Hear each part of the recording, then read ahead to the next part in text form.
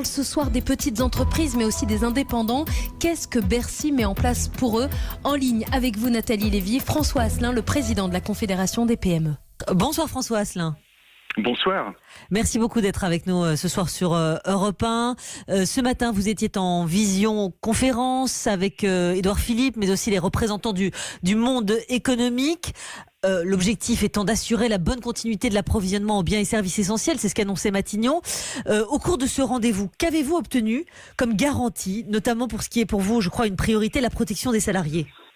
Oui, vous savez, il y a le triptyque défendu par la CPME depuis le départ de cette période épidémique, c'est protéger les salariés, protéger les chefs d'entreprise eux-mêmes et protéger l'entreprise en tant que personne morale, quoi. Voilà. Et sur ce triptyque, on a longuement évoqué la situation des salariés, où la première des responsabilités qui est la nôtre, c'est d'assurer leur santé et leur sécurité.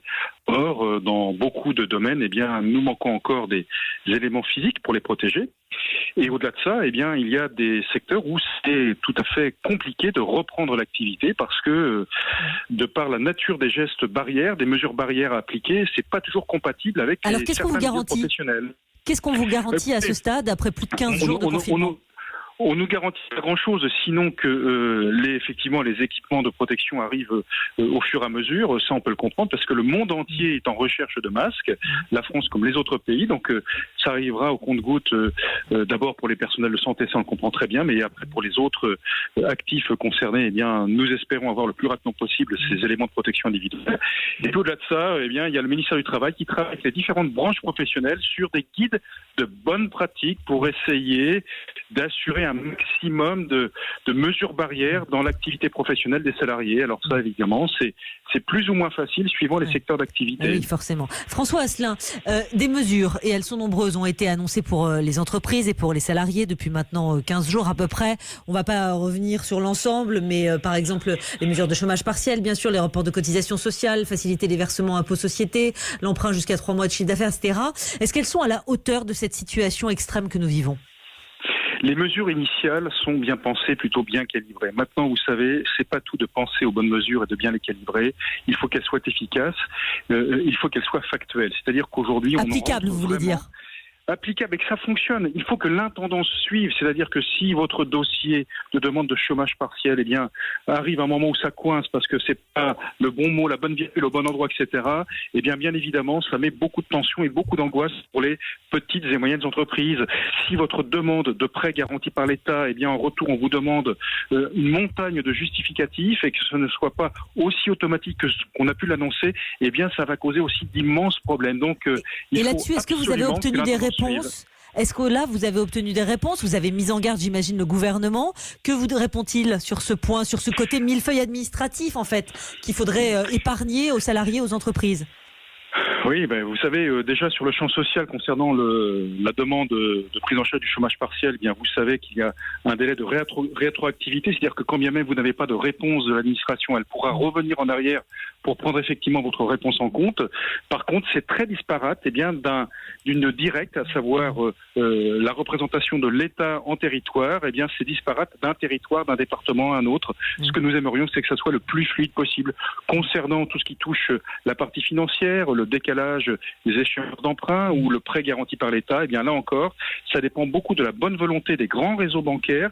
Certains sont beaucoup plus fluides que d'autres. D'autres, malheureusement, n'ont pas encore compris les enjeux qu'il y a autour de ça.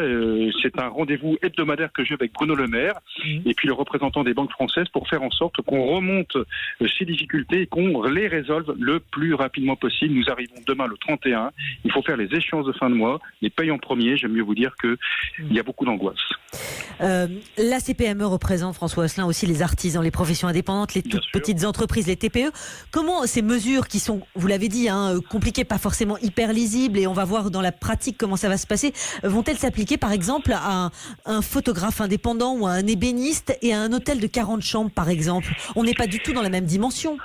Non, vous le soulignez, vous avez des actifs, ils sont 3 millions dans notre pays, qu'on appelle des TNS, travailleurs non salariés.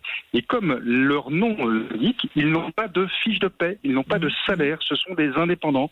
Donc effectivement, pour les soutenir eux personnellement, c'est extrêmement compliqué. Alors, il y a cette affaire de 1 500 euros d'aide qu'ils peuvent avoir avec le Fonds de solidarité, suivant différents critères. On peut les obtenir à partir du site impôts.gouv.fr.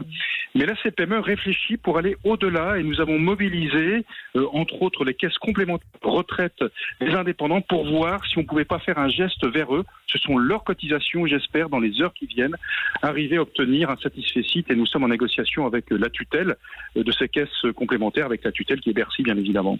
Oui, parce que là aussi, pour ce fonds de solidarité, c'est toujours bon de le rappeler, à 1 500 euros, il faudra justifier énormément de points, notamment une baisse de vente de 50% et non plus 70% ajusté quand même, Bruno Le Maire, ce matin. Oui, ça c'est sur le mois d'avril, mais sur le mois de mars, c'est bien une baisse de 70%. Or, beaucoup risquent de passer à côté de cette aide, donc nous avons demandé à ce que le gouvernement revoie sa copie. J'aurai en soirée Bruno Le Maire au téléphone, j'essaierai bien sûr d'obtenir gain de cause. Oui, il ne faut pas les oublier, ces indépendants, parce que au-delà de leur outil de travail qui est en train de leur glisser, de leur filer entre les doigts, il y a leur situation personnelle qui est aussi très délicate. Vous l'avez dit, demain on est au 31 mars, François Asselin. Au niveau des cessations d'activité, sur 100 PME, selon vous, à ce stade, combien vont résister ? Non, je préfère ne pas vous dire de chiffres. Ce qu'on peut tout simplement dire, c'est que celles qui ont déjà subi la vague des gilets jaunes, la vague des grèves de fin d'année, se retrouvent, attaquent cette période avec beaucoup de fragilité et ça sera malheureusement extrêmement compliqué pour elles. Donc on ne veut surtout pas les oublier. J'ai demandé d'ailleurs à Bruno Le Maire qu'on étudie le cas de toutes les entreprises qui sont en tir de sauvegarde pour pas qu'on les oublie dans les dispositifs, parce que là encore, pour elles, ce ne sera pas automatique. Donc il faut absolument soutenir l'économie et toute l'économie, de la plus grande à la plus petite entreprise. Mais vous n'avez pas une idée quand même en termes de pourcentage aujourd'hui ? On a une petite fourchette quand même ? Vous savez, la sinistralité en temps normal était redescendue à moins de 60 000 cessations d'activité par an.